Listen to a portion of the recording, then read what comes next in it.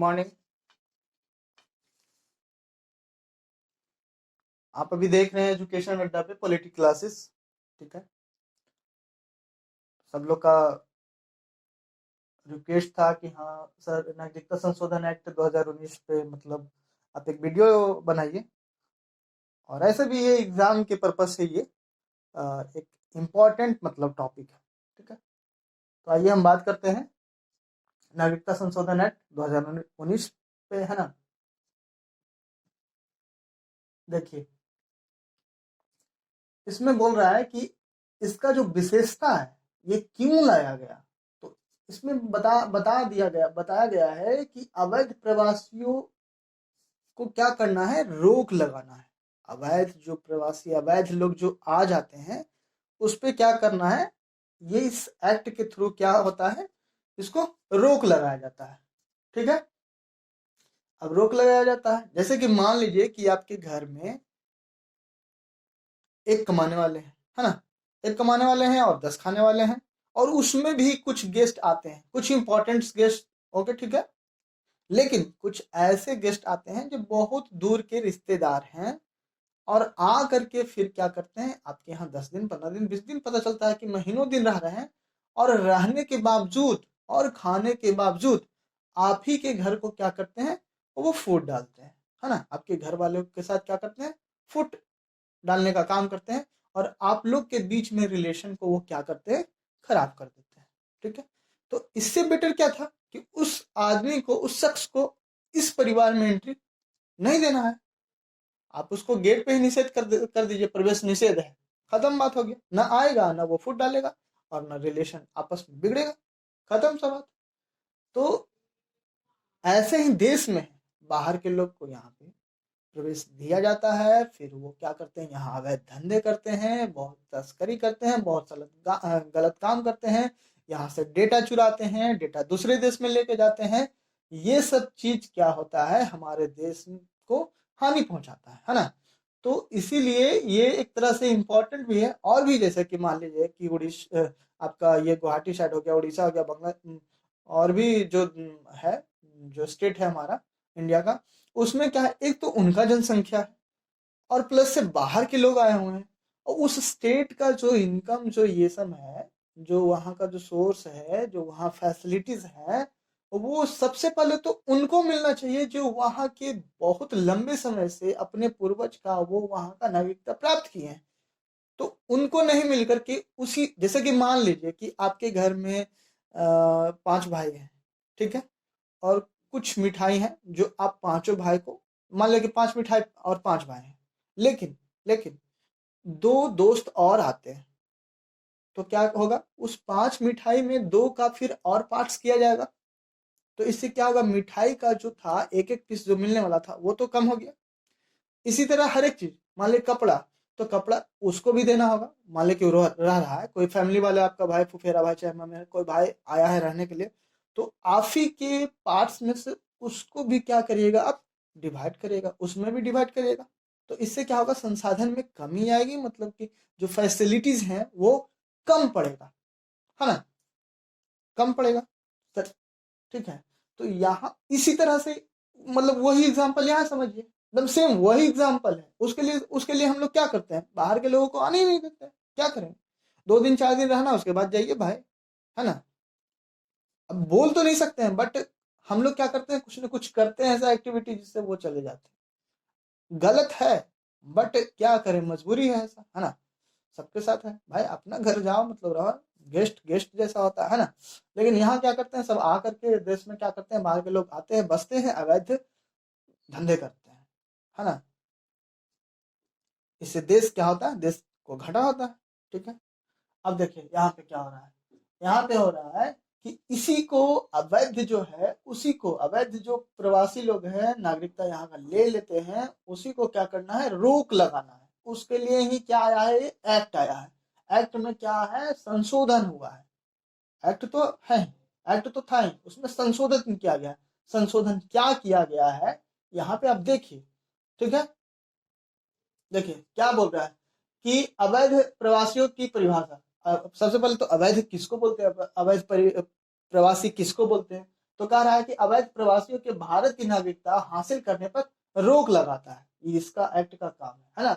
लेकिन अफगानिस्तान, बांग्लादेश और पाकिस्तान से अवैध प्रवासियों जो हिंदू, सिख, बौद्ध, जैन, पारसी और ईसाई है, उनको भारत की नागरिकता प्रदान की जा सकती है ना, की जा सके।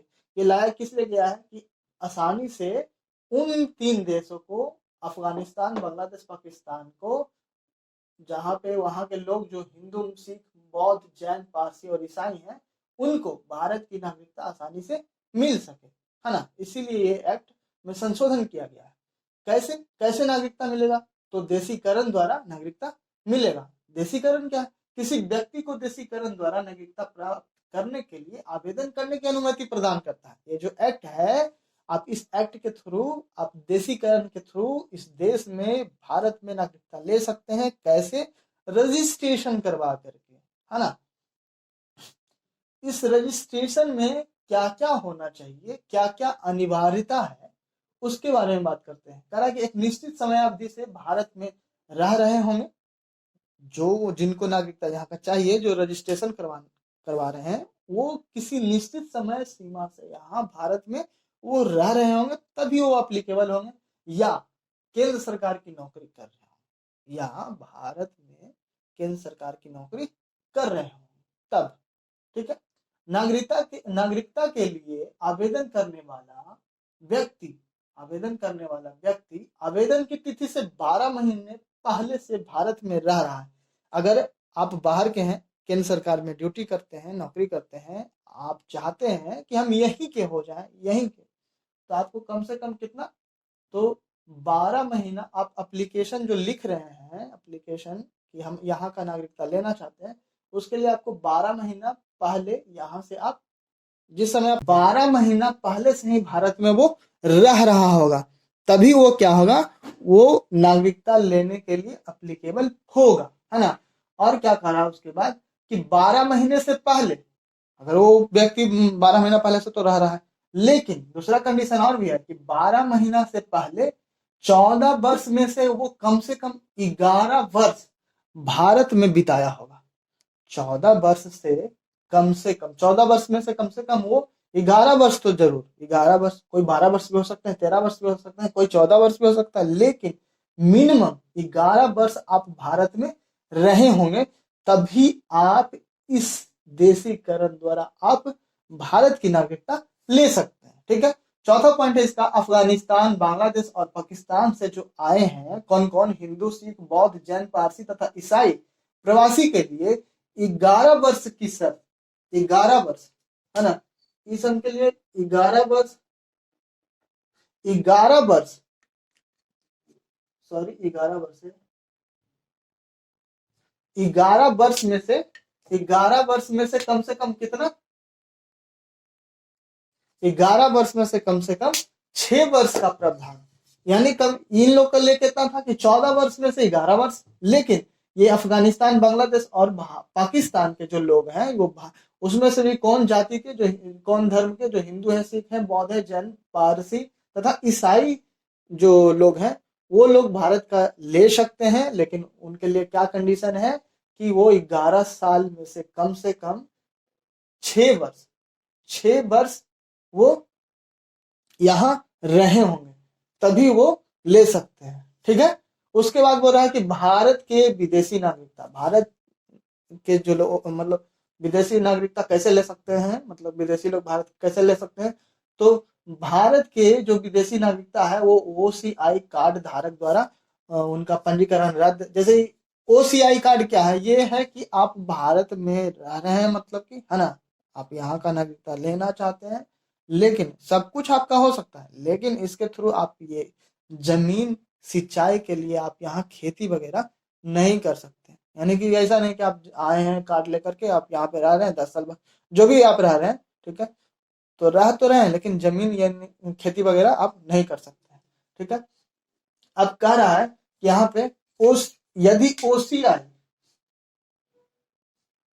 यदि उसका कैसे रद्द हो सकता है, पंजीकरण कैसे रद्द हो सकता है, जो लेना चाहता है, जो देखिए, यदि OCI ने धोखाधड़ी के जरिए पंजीकरण कराया हो, यदि OCI ने वो धोखाधड़ी के जरिए पंजीकरण कराया हो, तब उसको क्या होगा, रजिस्ट्रेशन रद्द कर दिया जाएगा। यदि पंजीकरण कराने की तिथि से 5 वर्ष की अवधि के अंदर ओसीआई कार्ड धारकों को 2 वर्ष या उससे अधिक समय के लिए कारावास की सजा सुनाई गई।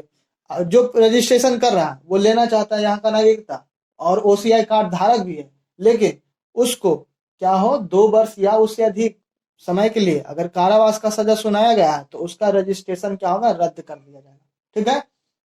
यदि ओसीआई ने देश के किसी, अगर ओसीआई कार्ड धारक हैं लेकिन वो देश के किसी कानून का, भारत देश में आप आना चाहते हैं लेकिन आप इसी देश का आप कोई भी कानून का आप क्या किए हैं, उल्लंघन किए हैं, तो आपका पंजीकरण क्या हो जाएगा, रद्द कर दिया जाएगा। ठीक है। नोट में देखिए, नोट में क्या लिखा है कि पाकिस्तान में पहले 20% अल्पसंख्यक थे, लेकिन अब इनका जो संख्या बचा है वो कितना है, 3% ही बचे हैं, मतलब कि अब, है ना। इस बिल के जरिए हिंदू, सिख, जैन, ईसाई, पारसी शरणार्थियों को रियायत मिलेगी। ये जो बिल है, ये जो एक्ट है, ये जो लाया गया है, इस एक्ट के थ्रू, मतलब इस एक्ट के थ्रू क्या होगा यहाँ पे। अब ये देखिए, बिल और एक्ट में अंतर क्या है। बिल है जो लाया जाता है पार्लियामेंट में, वहां पे उस पे बहस होता है ना, लोग उसमें संशोधन करते हैं, लोग सोचते हैं, विचारते हैं। ठीक है। तब वो बिल होता है, और राष्ट्रपति के थ्रू जब मोहर लग जाता है उस पे, तो वही बिल एक्ट बन जाता है ना, कानून बन जाता है। ठीक है।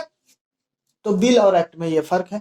उसके बाद देखिए इसमें क्या मुद्दे थे, प्रमुख मुद्दे क्या है कि आर्टिकल जो 5 है वो 11 का क्या करता है, उल्लंघन करता है, जो नागरिकता के आधार पर नागरिकता के अधिकार को परिभाषित करता है। 11 नंबर का क्या करता है, 5 है जो उसको क्रॉस कर रहा है ना, उस पर कटाक्ष कर रहा है।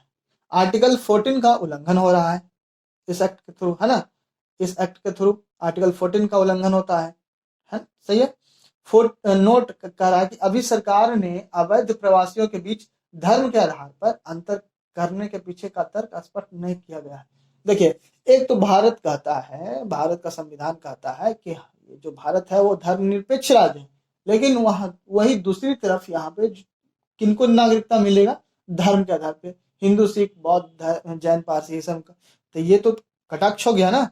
तो इस पे बात करेंगे हम लोग, आर्टिकल के बारे में बाद में बात करेंगे। ठीक है, बाद दूसरा वीडियो बनाएंगे, उस पर बात करेंगे। अगर आप लोग को ये वीडियो अच्छा लगा होगा तो लाइक, शेयर एंड सब्सक्राइब करिए, ज़्यादा से ज़्यादा शेयर करिए, मतलब कि, और सब्सक्राइब करिए, ताकि जो नेक्स्ट जो आने वाला वीडियो है वो आपको आपके पास पहुंच जाए।